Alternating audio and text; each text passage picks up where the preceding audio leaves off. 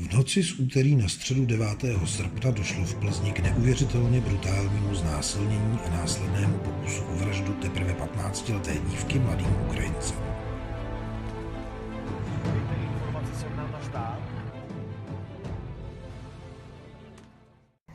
Obviněný muž mladou dívku nejprve znásilnil, následně jí způsobil řezné poranění, poté ji zabalil do pytle a shodili ze srázu. Po činu 18letý pachatel z místa odcházel s dojmem, že dívka je mrtvá. Dívka si pravděpodobně zachránila život tím, že předstírala smrt.